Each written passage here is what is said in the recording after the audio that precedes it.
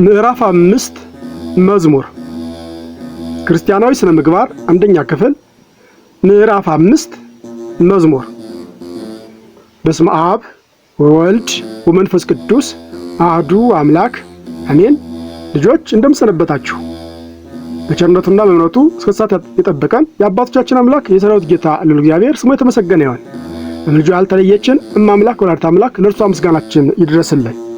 እንደ እግዚአብሔር ቅዱስ ፈቃድ እንግዲህ ልጆች በምዕራፍ 4 ስለ ጸሎት ተምራቸዋል። በዚህ በምዕራፍ 5 ደግሞ የምንማረው ስለ መዝሙር ይሆናል ማለት ነው። ክርስቲያናዊ ስነ ምግባር ለአንደኛ ክፍል ከተዘጋጀው ኮርስ ውስጥ ምዕራፍ 5 መዝሙር የሚለውን በዛሬው ዕለት ለመመልከት እንሞክራለን። በቸርነቱ አምላካችን ያስተምራል። ልጆች መዝሙር ምንድን ነው? በጣም ጥሩ።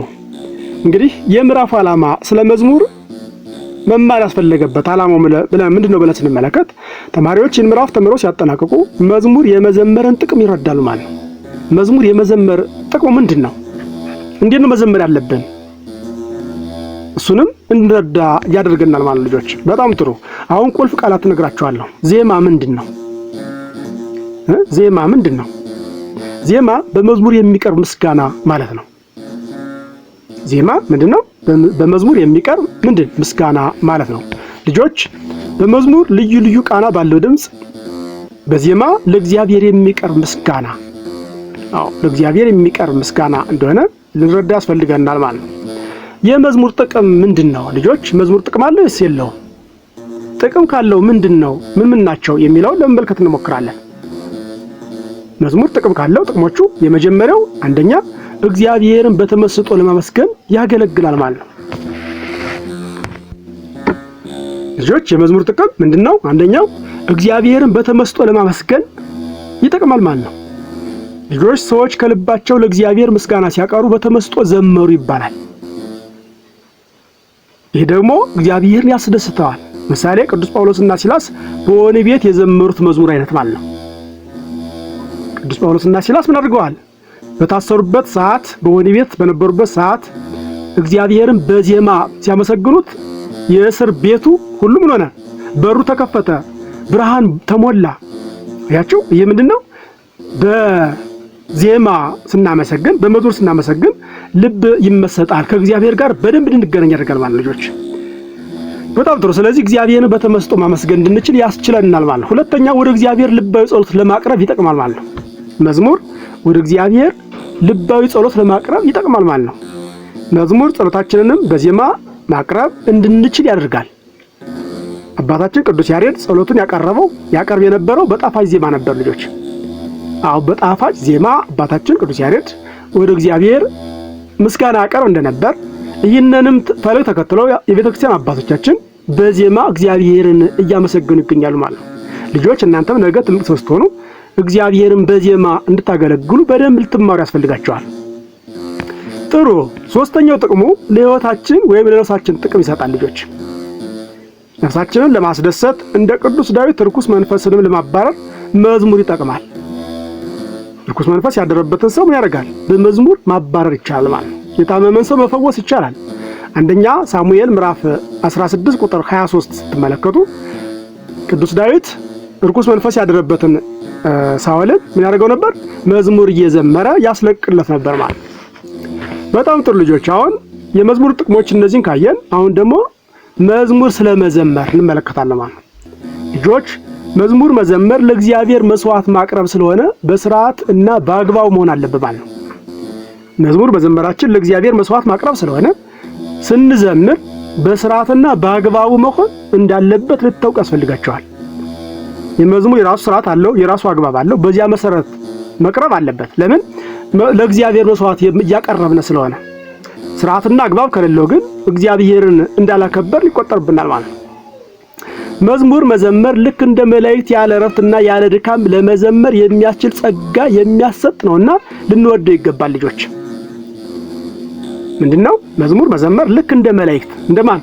ቅዱሳን መላእክት እንደሚዘምሩት ያለ እረፍትና ያለ ድካም ለመዘመር የሚያስችል ጸጋ የሚያሰጥ ነውና ልንወደው ያስፈልጋል ማለት ነው። ቅዱሳን መላእክት እንመስላቸዋለን። መዝሙር ስንዘምር ቅዱሳን መላእክትን እንመስላለን ማለት ነው። ስለዚህ ልንወደው ያስፈልጋል ልጆች። በጣም ጥሩ። አሁን ደግሞ እንዴት እንዘምር ልጆች? እንዴት ነው መዘመር ያለብን? በጣም ጥሩ እንመለከታለን። ልጆች አሁን ደግሞ እንዴት መዘመር እንዳለብን እንማራለን። የመጀመሪያው አለባበስ ነው። መዝሙር ለመዘመር ምን ያስፈልጋል? አለባበስን ማስተካከል ያስፈልጋል። ልጆች ለመዘመር የተለየ አለባበስ አለው። ይህ የአለባበስ ስርዓት የተወሰደው ከመላእክት ነው። ትንቢተ ኢሳይያስ ምዕራፍ 6 ቁጥር 1 እስከ 4 ስንመለከት ይህንን ያስረዳናል ማለት ነው።